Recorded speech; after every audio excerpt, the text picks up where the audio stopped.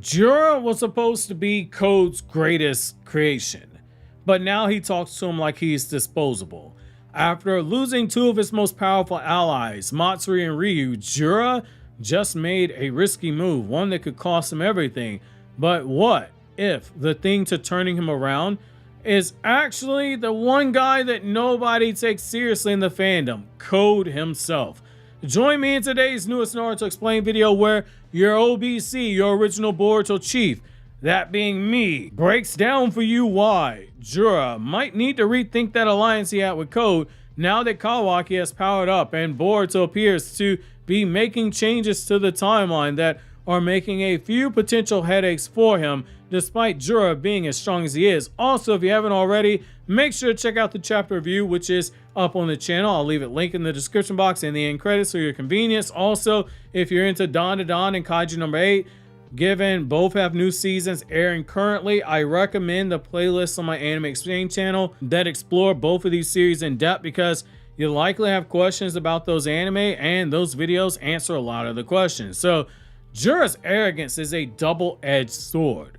Jura is a monster born from divine power, a ten-tailed entity shaped by Code's desire for conquest. He has Ishiki's essence, Code's chakra, Shibai cells, but let's not pretend that they're equals. Jura's tone towards Code is telling, and he did just kind of hack the guy's arm off like it's nothing.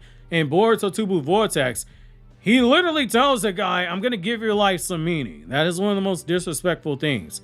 Imagine being told by somebody, I'm going to give your pathetic life meaning, and then they proceed to cut your arm off. I don't know about you, but the moment I see them next time, it's on sight. That's not a partnership. That is just pity.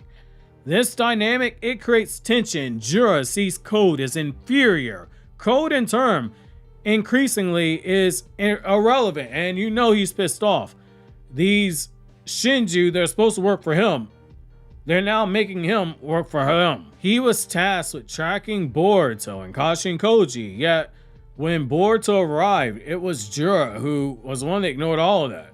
He descended like a god because Matsuri got killed, and he fought Boruto head on, and he played around with him, and that led to Kawaki, and we know that Kawaki was able to blow some holes into Jura. Then Jura's like, hey fam, I know Naruto's alive.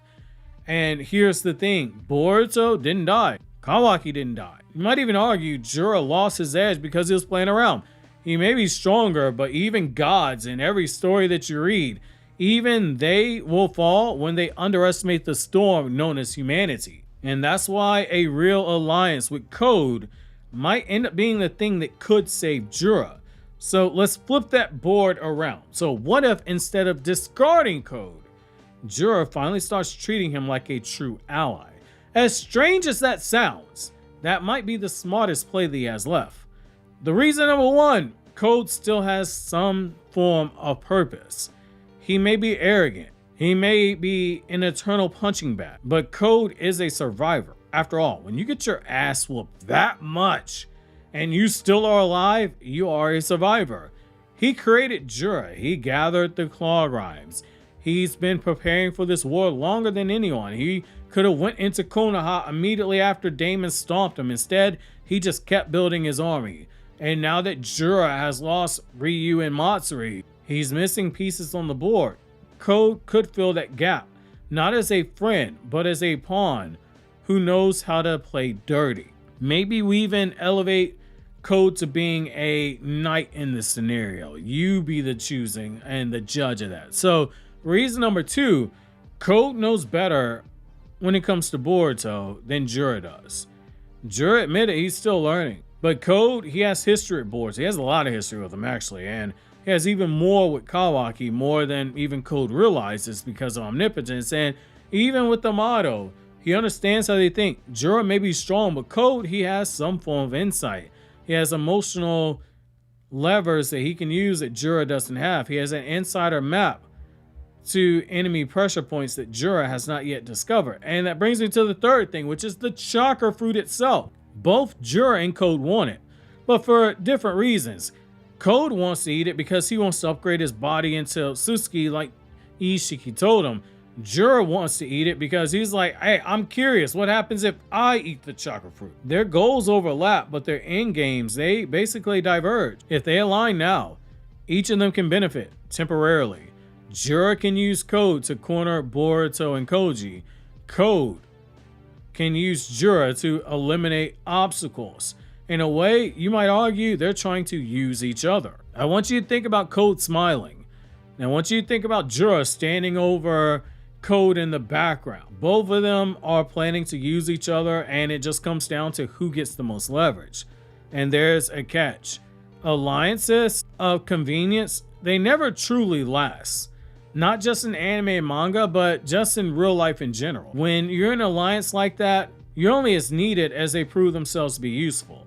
They're almost like a limited partner. Like, getting personal with you, I have a business with somebody where they are a limited partner. Once we get past a certain profit threshold, I buy them out the company and it just becomes mine. That's kind of the arrangement that Jura wants to have with Code. He's like, yeah, you know, Boruto's a problem. I give you the chakra fruit, but there's a clause in the contract basically where Jura's like, yeah, once you get rid of Boruto and once I get Kawaki, I'm going to keep the chakra fruit for myself. Code's not going to see the chakra fruit if Jura has anything he can do about it. Now, that brings me to the next point, which is that there's going to be an inevitable clash whenever this happens. That is a time bomb that is waiting to go off. If Jura continues to grow, which we have no reason to think that he won't, he might become a threat to the very chakra fruit that Code wants. And Code does not share because he is following Ishiki's will. And Jura, again, has expressed he wants that fruit for himself. Even though he said he would give it to Code, he does not respect Code. Remember, the entire purpose of Code even having created these Shinju, it wasn't companionship. It was to weaken the world, grow the divine trees, and ensure he could devour the chakra fruit because he wanted to overwhelm his enemies with sheer numbers. Jura evolving in power and ambition, it directly threatens that. What happens when the creation oversees the creator? We've seen this before. Just like how Madara thought that he could control Obito, Obito, upon Madara getting revived, looked at him and said, hey fam, you need me to throw my life away, use the Order of the Rini Rebirth to revive you so you can become a Jinchuriki. I'm calling the shots now. We saw this again with, say, Orochimaru. He thought he could have Sasuke as a vessel, and then Sasuke looked at Orochimaru and said, see, that's the problem with you. You're a snake. The Uchiha, we're hawks that are flying through the air. No snake is ever killing a hawk. And then Sasuke proceeded to take down Orochimaru. Creators often forget one real truth. Power eventually wants to break free.